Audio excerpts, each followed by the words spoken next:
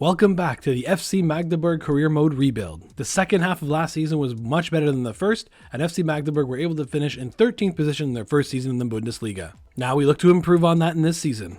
This is the side that will start our second season in the Bundesliga with.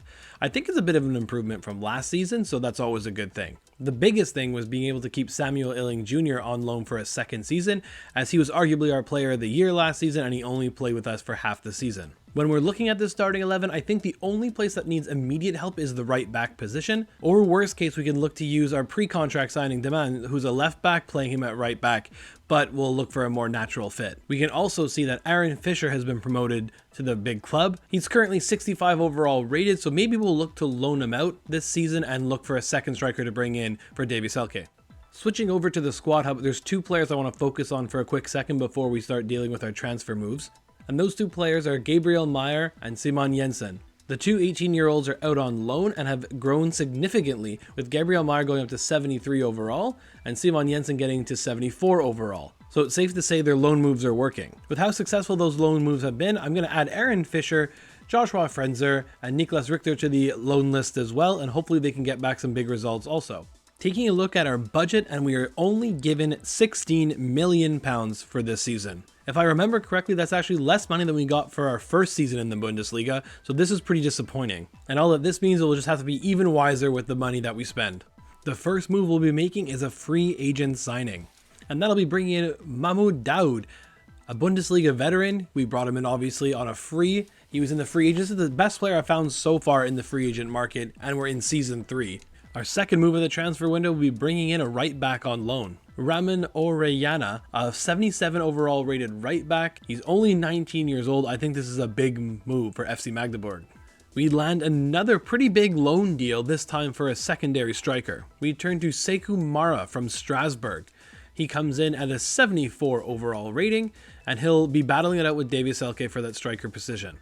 We also had our 3 youngsters go out on loan, with Joshua Frenzer going to Besiktas, Niklas Richter is going to Mantova, and the one to watch out for, Aaron Fischer's headed to the championship playing with Norwich. Here's what the team looks like after the transfer moves we made so far in this summer window. The changes happening at left and right back and the center of midfield. Daoud comes in for Diawara in the left center midfield position, and Deman and Orellana are the new left and right backs. Sekou Mara is starting on the bench, but I can see him splitting the striker position 50-50 with Davy Selke. I still think we're 1 or 2 moves away from being done in this transfer window. Thankfully, all the moves we've done have either been free agent or loan signing, so we still have a good chunk of our budget remaining.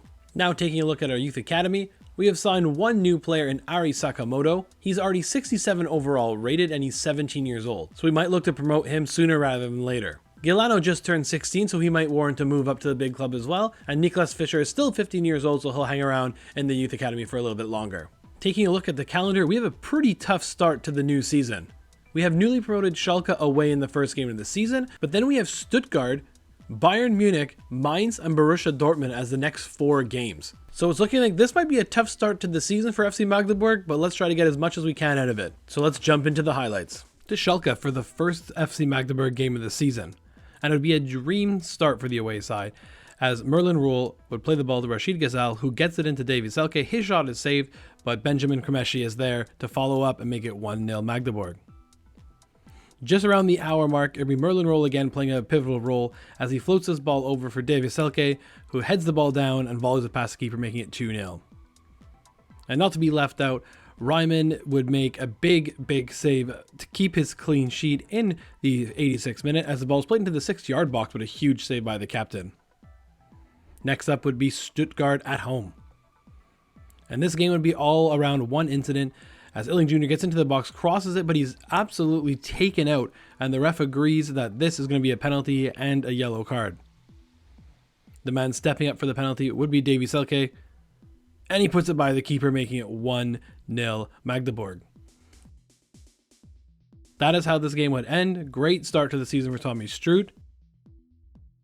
Jumping over to transfer deadline day, we'd have another player join via loan. It's going to be Inter Milan winger Santiago Lopez. He's a right winger. He's going to be coming over for 2 years, and he's already 73 overall rated. With one winger in, there's another winger out, and it's Boris Attic, who played a great role for us in the Bundesliga too, but since going to the Bundesliga, he hasn't had the same impact, so he's out to Ajax. Another player who's kind of been replaced by demand was Bogdan Mikhailichenko, who's gone to Braga for £2.3 million. We'd also see David Odogu get loaned out to Cadiz for 12 months, as well as Phoenix Werner going back out on loan to Trabzonspor. Back to the highlights now as we travel away to Bayern Munich. This game would get off to a terrible start as Jalen Neal would play the ball inexplicably right in the path of Harry Kane. Kane would dink the keeper, making it 1-0 Bayern Munich. Then this game would take a little bit of a weird turn, in my opinion, as the ref had pretty much a howler of a game. As Huguenet takes out, I believe that was Harry Kane, and he would be shown a straight red. Very debatable, in my opinion. Now with 10 men, FC Magdeburg would look to at least equal the game and get something from this. A ball would be played over to Lopez, who dinks it back over the top for Mara. It's headed away, the ball would come to Daoud, big save by the keeper, and Lopez inexplicably misses a wide open net.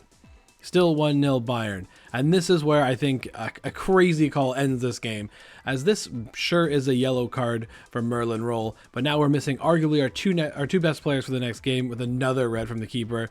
Bayern would add one more, but it would be no difference. Now to FC Mainz, again, missing those two key players. It would be a great start, though, still for FC Magdeburg, as it's Davy Selke combining again with Kremeshi, making it 1-0 Magdeburg.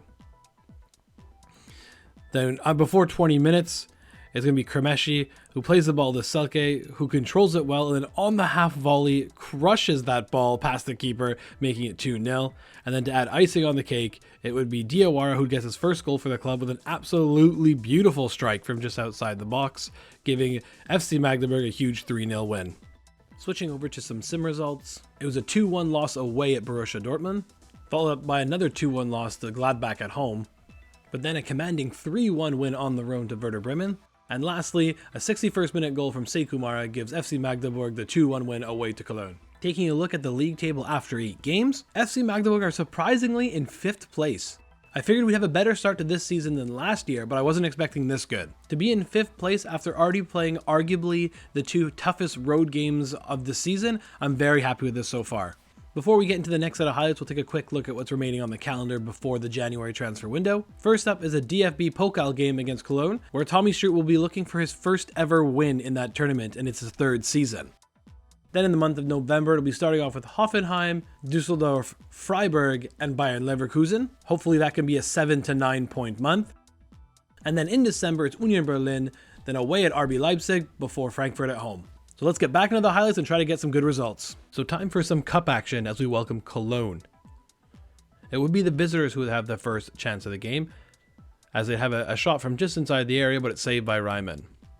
Continuing on the theme of ref bad calls, we have our man completely taken out from behind, yet he's only seen yellow. Absolutely insane. In the 90th minute, we have a chance to put this one away, but Jason Sika's shot is saved by the Cologne keeper. This game would need extra time, and in the 110th minute, Downs would be in alone, but again, Ryman comes up with a big save.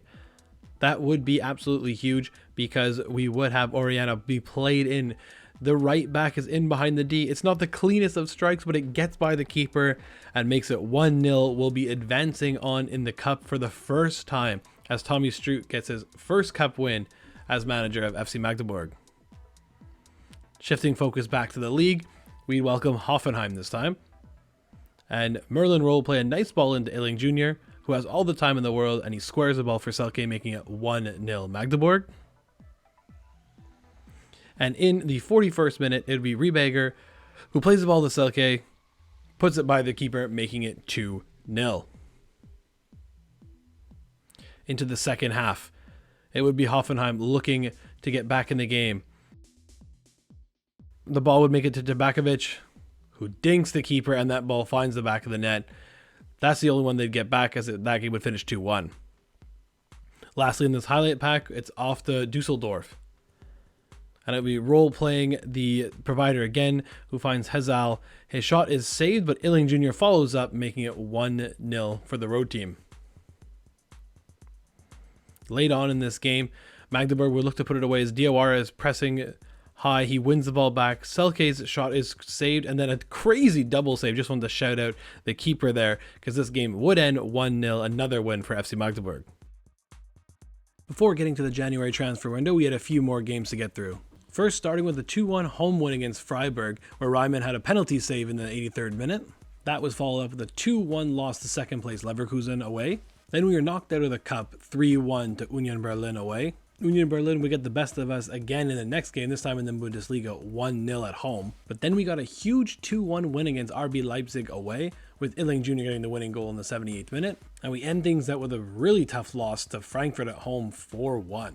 Now taking a look at the league table halfway through the season, FC Magdeburg sit in 6th place, tied on points with Union Berlin. What a turnaround from last season, where at this point we were sitting 1 point above the relegation playoff. And this is a pretty high position too, considering the run of sim games we just had not going in our favor. I'm pretty happy with 6th position. It sucks for a 3rd consecutive season we were eliminated so early in the cup competition, but again, now we can just focus 100% on the league. Taking a look at the stats for this season, even though he's sharing the time 50-50 with Sekou Mara, Davy Selke has been able to chip in with 6 league goals this season already. That matches his output for the entirety of last season. And this time around, goal scoring doesn't seem to be a problem for FC Magdeburg. And it's funny that Illing Jr. has 7 goals and 2 assists in 19 games. That's exactly on par for what he had last season in the last half. So if he can reproduce again 7 goals and 2 assists for the rest of the season, I'll be happy with that. The only worrying part of these stats is that Davy Selke and Illing Jr. seem to be the only ones producing at a high level, so if anything were to happen to them, they go down with injury or whatever, we might be in trouble. We'll quickly jump over and take a look at some of the players we have out on loan, starting with Simon Jensen.